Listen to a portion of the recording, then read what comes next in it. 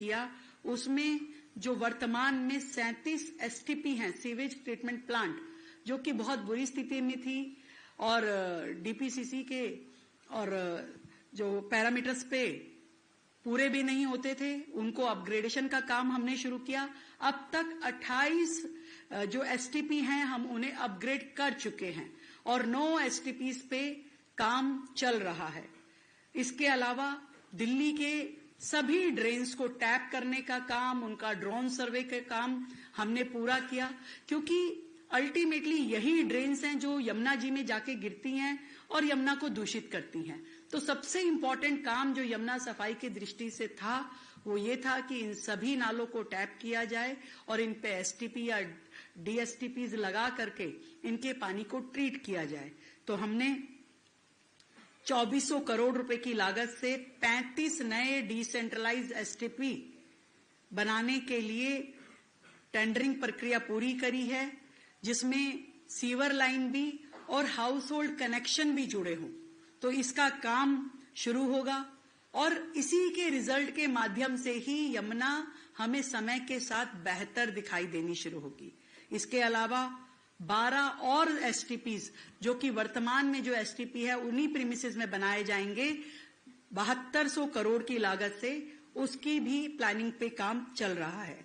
हमारा टारगेट है कि हमें जब दिल्ली मिली तो दिल्ली की सीवेज ट्रीटमेंट की कैपेसिटी जो थी वो लगभग 700 एमजीडी थी, पर इससे दिल्ली का काम चलने वाला नहीं है, क्योंकि दिल्ली में जो झुग्गी बस्ती है, अनऑथराइज कॉलोनी है और बहुत सारा ऐसा एरिया जो सीवेज से जुड़ा ही नहीं हुआ है।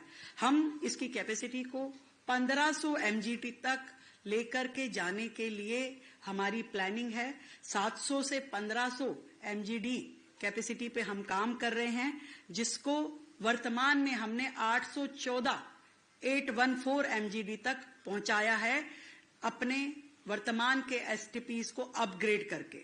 नालों की डिसिल्टिंग पे जरूर कहना चाहूंगी, पहली बार दिल्ली में इतने सिंसियर एफर्ट्स के साथ में ड्रेन्स का डिसिल्टिंग हुआ है और 22,000 मीट्रिक टन सिल्ट जो है हमने नालों में से बाहर निकाली, जिसके कारण से ना इस बार बाढ़ का खतरा दिल्ली को महसूस हुआ और ना ही जो जल भराव की जो समस्याएं थी उसमें भी बेहतर रिजल्ट दिल्ली को मिले हैं। बहुत सारे लीगेसी पॉइंट, मिंटो ब्रिज जैसे जो हम सब हर साल न्यूज़पेपर के फ्रंट पेज पे छपते हुए देखते थे, इस बार वहां पे जल भराव नहीं हुआ। यमुना के ई फ्लो पे हम काम कर रहे हैं, अड़ोस पड़ोस के राज्यों से हमारी बातचीत चल रही है कि कैसे यमुना का वाटर फ्लो बढ़ाया जाए। और एक और समस्या यमुना की रही है जिसकी और कभी भी पिछली सरकार ने ध्यान नहीं दिया। आप सोचिए कि दिल्ली में कितना बड़ा पशुधन दिल्ली के पास है, लाखों गायें हमारे पास हैं और रोजाना का हम अगर कैलकुलेशन में जाएं तो 1500 टन के करीब गोबर जो है यहां जनरेट होता है, परंतु दिल्ली में एक भी बायोगैस प्लांट नहीं था। पहला बायोगैस प्लांट हमारी सरकार के इस कार्यकाल में हमने पूरा किया और दिल्ली की जनता को सौंपा, वो है नंगली सक्रावती का 200 टीपीडी का बायोगैस प्लांट दिल्ली की जनता को मिला। और इसी तरीके से घोगा डेयरी में भी 100 टीपीडी का कॉम्प्रेस बायोगैस प्लांट दिल्ली की जनता को दिया गया। पर ये जो 1500 टन की रिक्वायरमेंट है, क्योंकि यही वो गोबर नालों के माध्यम से, ड्रेन्स के माध्यम से यमुना जी में जाके गिरता था और यहीं से यमुना की हालत और बद से बदतर होती जा रही थी, जिसमें स्मेल भी आती है, जिसको कि आप किसी भी तरीके से ट्रीट भी नहीं कर सकते। ये बहुत बड़ा कारण था यमुना की गंदगी का, जिसको हम काम कर रहे हैं। और दिल्ली में लगभग 6 हम ऐसे बायोगैस प्लांट शुरू करना चाहते हैं जिसकी कैपेसिटी कम से कम 1500 टीपीडी जरूर हो। हमने दिल्ली में जितने भी हाउस होल्ड हैं जिनको सीवर कनेक्शन अभी तक नहीं है, हमारा प्रयास है कि हर हाउस होल्ड को सीवर से कनेक्ट किया जाए, ताकि कोई भी गंदगी यमुना जी में सीधा जाकर के ना गिरे। उसमें ट्रीटमेंट करना बहुत जरूरी है। दूसरा विषय जो आप सबके मन के बहुत नजदीक है, प्रदूषण। प्रदूषण पे मैं इतना कहना चाहती हूं कि पिछली सरकारों ने केवल नारे लगाए, समाधान कभी नहीं दिया गया। फोटो ऑप्ट, प्रेस कॉन्फ्रेंस, यही चलता रहा। पर साइंटिफिकली क्या प्रदूषण को कम करने के लिए होना चाहिए, इस पे हमारी सरकार ने शॉर्ट टर्म, मिड टर्म और लॉन्ग टर्म ऐसे पूरा रोड मैप बनाया। उस रोड मैप पे काम करना शुरू हुआ। धूल और धुआं जो पोल्यूशन के 2 कंपोनेंट हैं, उस पे हमने काम किया। हमारी एनवायरनमेंट मिनिस्ट्री दिन रात उस पे काम कर रही है। और इतना भी बताना चाहूंगी कि ये कोई कुछ महीनों का काम नहीं है, ये साल भर काम करने वाली जरूरत है, तभी जाकर के दिल्ली को इसका समाधान मिल पाएगा। तो धूल के लिए डस्ट मिटिगेशन प्लान हमने बनाया।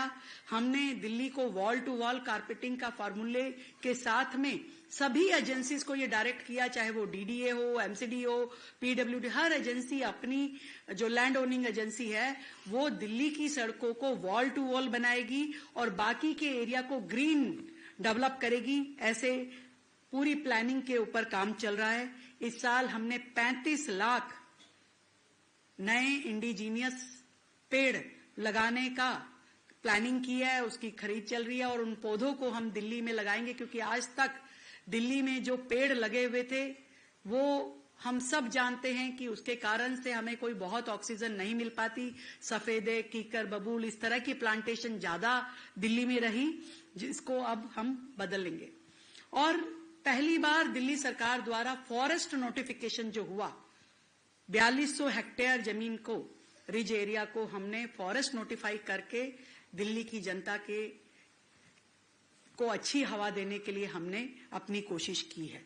और जहां तक धुएं की बात है, तो ट्रांसपोर्टेशन सेक्टर पे हमारी सरकार ने बेहद संजीदगी से काम किया है और दिल्ली में 4000 ईवी बसें होना उसका एक परिचय है कि आज पूरे देश में किसी भी राज्य से ज्यादा ईवी बसें दिल्ली के पास है और 100% हमारी पब्लिक फ्लीट ईवी हो, इस पे हम काम कर रहे हैं। अभी तक हमने 9000 चार्जिंग स्टेशन जो है वो दिल्ली में बनाए हैं। इसे जरूरत के अनुसार मैक्सिमम पे हम लेके जाना चाहते हैं। नई ईवी पॉलिसी दिल्ली लेकर के आ रही है। लास्ट माइल कनेक्टिविटी पे बहुत ज्यादा काम हो रहा है। ई बाइक, ई टैक्सी, भारत टैक्सी, इन सभी चीजों पे दिल्ली सरकार काम कर रही है ताकि व्यक्ति पब्लिक ट्रांसपोर्ट को अपने दिनचर्या के साथ जोड़े और दिल्ली इस पॉल्यूशन की समस्या से राहत पा सके। दिल्ली में नो पीयूसी, नो फ्यूल, इस पे हमने काम किया। दिल्ली में नए ऑटोमेटेड टेस्टिंग स्टेशंस पे हमने काम किया, क्योंकि लाखों कमर्शियल व्हीकल दिल्ली की सड़कों पे दौड़ते हैं और उनकी टेस्टिंग यहां पे साइंटिफिकली नहीं हो पाती है। उसके लिए हमने तयखंड में, नंदनगरी में नए ऑटोमेटेड टेस्टिंग स्टेशंस का शिलान्यास इस साल किया और बुराड़ी के अपग्रेडेशन पे भी हमारा काम चल रहा है। और साथ ही जो इंडस्ट्रियल पॉल्यूशन है उस पे भी बहुत ही स्ट्रांग चेक्स सरकार के द्वारा लगाए गए। अनेकों अन्य स्टेप्स जो है हम उस पे काम कर रहे हैं। हम ये समझते हैं कि दिल्ली की जनता को हर साल बेहतर हवा हम दे पाएंगे। अगला जो लिगेसी प्रॉब्लम, कूड़े के पहाड़, हर बार ये प्रश्न सरकार से किया जाता है, पर मैं आपको आज इस 1 साल पूरा होने पे इसका जवाब जो दे रही हूं, आप इसे जरूर नोट करें। कूड़े के पहाड़ क्रिएट भी पिछली सरकारों के द्वारा किए गए थे। मैं अक्सर इस बात को कहती हूं और आज भी रिपीट कर रही हूं कि जब आपकी रोजाना जो वेस्ट जनरेशन है वो 11,000 जो आपकी 11,000 टन आपका अगर कूड़ा जनरेट होता है, तो कैसे आपने अपनी कैपेसिटी पे काम नहीं किया। आप 4,000 5,000 तक ही अपने वेस्ट को बायोमाइनिंग कर रहे थे। उसके अलावा डेली का जो कूड़ा था वो पाइल अप होते होते पहाड़ बन गए। पर हमने अब जो बायोमाइनिंग पहले 5-6 हजार टीपीडी था, आज उसे 30 से 35 हजार टीपीडी के लेवल तक हम लेकर के आए हैं। डे नाइट यहाँ काम चल रहा है और ये जो अलग अलग वेस्ट जब सेग्रीगेशन होता है और उसमें से उसको बायोमाइनिंग की जाती है तो इनर्ट है, आरडीएफ है और सीएनडी वेस्ट है, उसको भी प्रोसेस करते हुए हमने यथास्थान उस पे काम किया। और वेस्ट मैनेजमेंट के लिए नई योजनाओं पे अभी से हमने काम करना शुरू किया, क्योंकि दिल्ली को उस मुकाम तक लेके जाना है जहां रोज का कूड़ा रोज प्रोसेस हो, कुछ भी कूड़ा अगले समय के लिए बचना नहीं चाहिए। उसके लिए हमने नरेला बवाना पे जो वेस्ट टू एनर्जी प्लांट है, एक नया वेस्ट टू एनर्जी प्लांट जिसकी क्षमता 3000 टीपीडी की रहेगी, उस पे काम हमारा चल रहा है, उसका फाउंडेशन हमने किया। गाजीपुर में भी एक नया प्लांट 2000 टीपीडी की क्षमता का, उसको हम काम कर रहे हैं। और ओखला और तैखंड में भी अपग्रेडेशन के नाते 1000 टीपीडी जो अभी वहां वेस्ट टू एनर्जी प्लांट है उस पे सरकार काम कर रही है। हमने कोई फर्क नहीं रखा कि अलग अलग एजेंसियों को, जहां दिल्ली सरकार को फाइनेंशियल सपोर्ट करना था, हमने एमसीडी को 500 करोड़ रुपए इस वर्ष दिए कि वो वेस्ट जनरेशन में उनको मदद मिल सके, वेस्ट प्रोसेस करने में उनको मदद मिल सके, और हर साल 300 करोड़ और देंगे, ऐसा हमने एमसीडी से वादा किया है। और इसके अलावा 2300 करोड़ रुपए हमने नगर निगम को दिया 70 एमआरएस मशीनें लेने के लिए और 1000 लीटर पिकर लेने के लिए, ताकि दिल्ली को बेहतर सफाई व्यवस्था मिल सके, कूड़ा जो है वो ठीक से प्रोसेस हो सके, उनकी बायोमाइनिंग हो सके, या वो वेस्ट टू एनर्जी प्लांट में पहुंच के वहां पे उस पे काम हो सके। मैं ये कहना चाहती हूं कि ये 365 दिन जो सरकार के थे, 24/7 हमारी सरकार पूरी, मुख्यमंत्री हो, मंत्री हो, विधायक हो, हर जनप्रतिनिधि जनता के बीच में रहते हुए दिल्ली की समस्याओं को आमने सामने की लड़ाई हमने लड़ी है। हमने आपस में नहीं लड़े, जो पिछली सरकार का होता था टकराव की राजनीति, एलजी से, केंद्र सरकार से, आपसी अड़ोस पड़ोस के राज्यों से या आपस में। हमारी सरकार ने 365 दिन दिल्ली को बेहतर एडमिनिस्ट्रेशन कैसे मिले उस पे काम किया, मजबूत निर्णय किए। और मजबूत निर्णयों की श्रृंखला में मैं बताऊं कि जो दिल्ली की अर्थव्यवस्था को ठीक करने वाला सरकार का निर्णय था, जो हमने अपना आरबीआई के साथ एमओयू साइन किया, हमने आरबीआई को अपना ऑफिशियल बैंकर बनाया। आज आरबीआई के माध्यम से दिल्ली सरकार का फाइनेंशियल मैनेजमेंट पे काम हो रहा है। हमें 21,000 करोड़ की मार्केट बोरोविंग की परमिशन मिल पाई, सरकार का अकाउंट जो है वो सेपरेट हुआ, और आज हम कम इंटरेस्ट पे कैपिटल एक्सपेंडिचर करने के लिए पूंजी बाजार से जनरेट कर पा रहे हैं। और इसी कारण से आज दिल्ली के हर कोने में विकास के कार्य हो पा रहे हैं। हमने दिल्ली ग्रामीण विकास बोर्ड, जो पिछली सरकार के कार्यकाल में ठप था, 1000 करोड़ हमने दिया दिल्ली गांव देहात में काम करने के लिए। हमने यमुना पार विकास बोर्ड, जो पिछली सरकार ने ताले लगा दिए थे, बंद कर दिया था, उसमें 700 करोड़ रुपए दिए। झुग्गी बस्तियों के लिए 700 करोड़ रुपए दिए। ऐसे अलग अलग सेक्टर में विधायकों को, जनप्रतिनिधियों को हमने हर विधानसभा में विकास कार्यों को करने के पैसे दिए। सीएमडीएफ के नाते से हमने दिल्ली में लगभग 1500 करोड़ के कामों को काम करवाया वहां पे। ये सब इसलिए संभव हो पाया क्योंकि हमने बहुत ही बेहतरीन निर्णय लिया और आरबीआई के साथ में दिल्ली सरकार की अकाउंटिंग को जोड़ा। साथ ही दिल्ली में जो वर्षों से बुक्ड प्रॉपर्टी, जो एमसीडी के द्वारा बुक्ड प्रॉपर्टी थी, जिसपे बिजली नहीं लगाई जाती थी, मीटर नहीं दिए जाते थे, पावर नहीं दी जाती थी, उन 1.5 लाख प्रॉपर्टीज पे दिल्ली सरकार ने निर्णय लिया और उन पे बिजली दे करके दिल्ली के लाखों परिवारों को हमने राहत दी। ये एक बहुत बड़ा निर्णय था।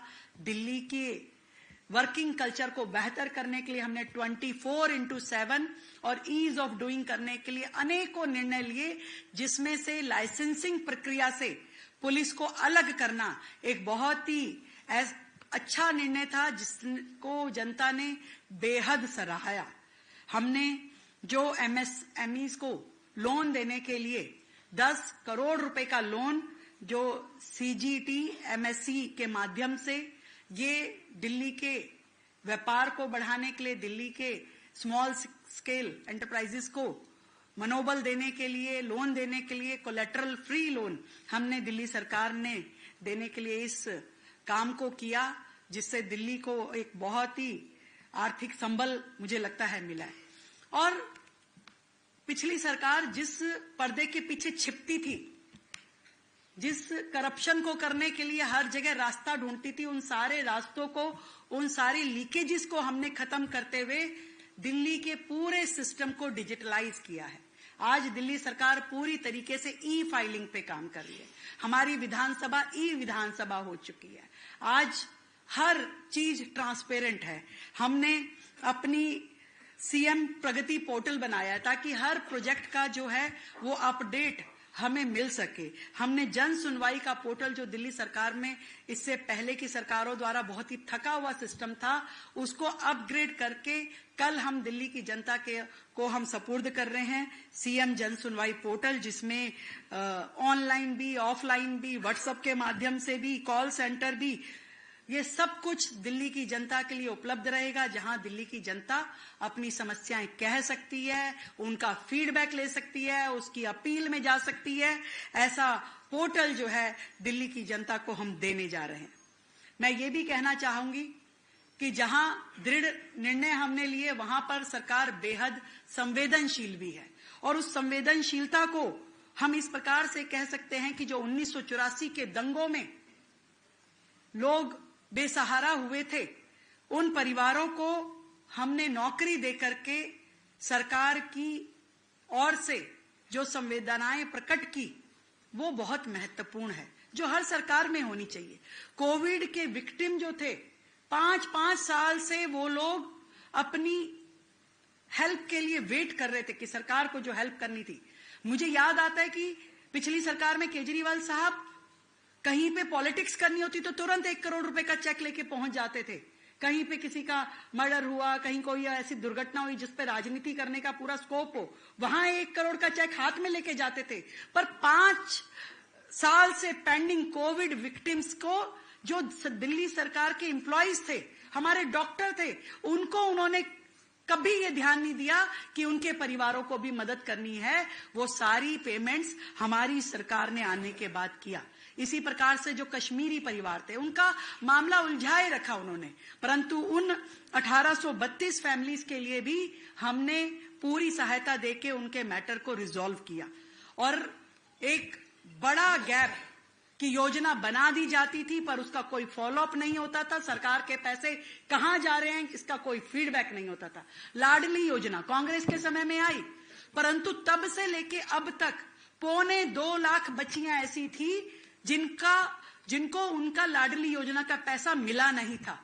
हमारी सरकार ने इस 365 दिन में आने के बाद में जब ये देखा, जो प्रधानमंत्री नरेंद्र मोदी जी ने योजना दी, मेरी पूंजी मेरा अधिकार, की सरकार के बैंक खातों में किस किस के नाम का पैसा पड़ा है, उस पैसे को जब हमने खोजना शुरू किया तो हमने पाया कि ये 2.25 लाख बच्चियों को उनका लाडली योजना का पैसा मिला ही नहीं है।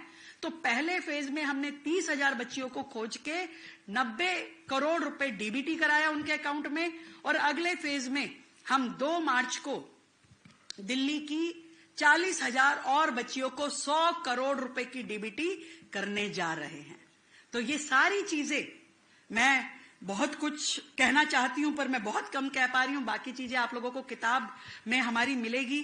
पर इतना कह सकती हूं कि जो पिछली सरकार थी और जो आज की सरकार है, बहुत अंतर है इसमें। तो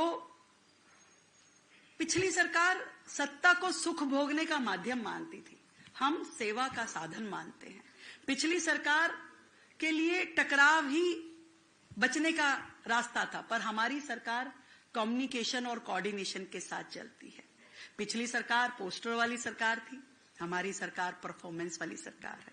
पिछली सरकार ट्वीट वाली सरकार थी, हमारी सरकार टाइमलाइन वाली सरकार है। पिछली सरकार बहाने बनाती थी, बजट को लेकर के।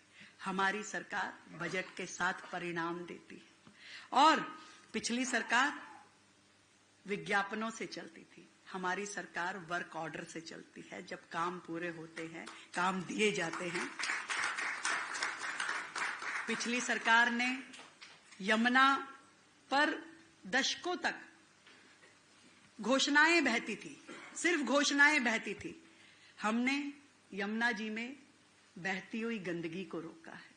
हमारी सरकार दिल्ली में अब आरोपों की राजधानी नहीं, उत्तरदायित्व की राजधानी बनाने के लिए काम कर रही है। मैं की नहीं, हम की राजनीति कर रहे हैं। और इतना कह सकती हूं कि इस एक साल में हमने दिल्ली की दिशा बदलने के लिए काम किया है और अपने 5 साल के कार्यकाल में हम दिल्ली की दशा बदल करके आपको देंगे। अंत में मैं दिल्ली की जनता का बहुत बहुत धन्यवाद करती हूं, जिनके एक वोट की ताकत ने दिल्ली में इस काम करने वाली सरकार को चुना। आपका आशीर्वाद सदैव हमारे साथ रहे। मैं धन्यवाद देना चाहती हूं देश के माननीय प्रधानमंत्री जी का, जिन्होंने मुझे मौका देकर के दिल्ली की जिम्मेदारी सौंपी और काम करने का इतना बड़ा प्लेटफॉर्म दिया, निर्णय लेने के लिए आजादी दी। और मैं बहुत बहुत धन्यवाद करना चाहती हूं आदरणीय गृह मंत्री अमित शाह जी का, जिन्होंने सरकार के साथ हैंड होल्डिंग करके अनेकों ऐसे उलझे हुए विषय जो दिल्ली के लिए बेहद ही गंभीर थे, उनको सुलझाने के लिए हमारे साथ काम किया, प्रयास किया।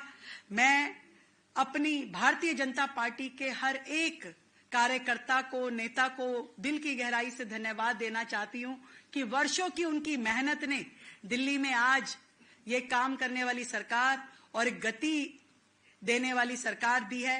ये आप सबकी मेहनत है। दिल की गहराई से मैं दिल्ली और देश की अपनी बहनों को धन्यवाद देना चाहती हूं। यहां पे भी बहुत सारी मेरी बहनें बैठी हैं जो हर पल हर क्षण मेरे साथ रही, मेरा साहस बढ़ाती रही, मुझे ऊर्जा देती रही। मैं अपने अधिकारियों को भी धन्यवाद देना चाहती हूं कि दिन रात मेहनत करते हुए, जो पिछली सरकार में वर्क कल्चर नाम की चीज नहीं थी, कोई ऑफिस आता नहीं था, सैटरडे संडे तो शायद कोई झांक के भी नहीं देखता था। आज यदि हफ्ते में, सप्ताह में 7 दिन डे नाइट काम होता है। मैं सुबह 6 बजे भी अपने अधिकारियों को फोन करती हूं तो वहां से जवाब मिलता है। रात को 12 बजे भी कोई काम बोलती हूं तो अधिकारी साइट पे होता है। तो अपने अधिकारियों को धन्यवाद देती हूं। मैं मीडिया के आप सभी बंधुओं को धन्यवाद देती हूं जो लगातार हम पे चेक रख के हमें एक्टिवेट करते रहे। और धन्यवाद देती हूं उस प्रभु का, प्रभु श्री रामचंद्र जी का, जिन्होंने हम सब पे अपना आशीर्वाद बना के रखा कि हम ईमानदारी के साथ, शिद्दत के साथ दिल्ली की जनता की सेवा कर सकें। Thank you so much. आप सभी का बहुत बहुत धन्यवाद। बहुत बहुत धन्यवाद माननीय मुख्यमंत्री महोदया।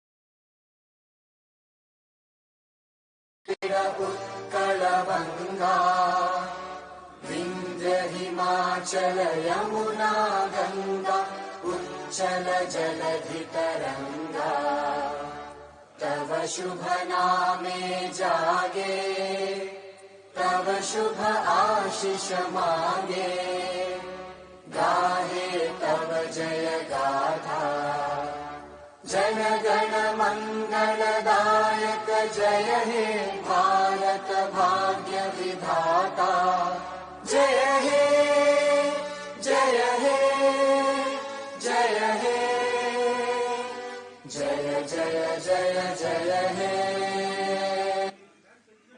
बहुत बहुत धन्यवाद माननीय मुख्यमंत्री महोदया। और इस शुभ अवसर को कैमरे में कैद माननीय मुख्यमंत्री जी का हम हृदय से धन्यवाद करते हैं। सभी माननीय मंत्रीगण का हृदय से धन्यवाद। आप सभी मीडिया के हमारे परिवारजन आप सभी हमारे मीडिया के परिवारजन, आज ये बहुत ही शुभ दिन है। हमारे मीडिया सेंटर के रिनोवेशन का उद्घाटन का अवसर है।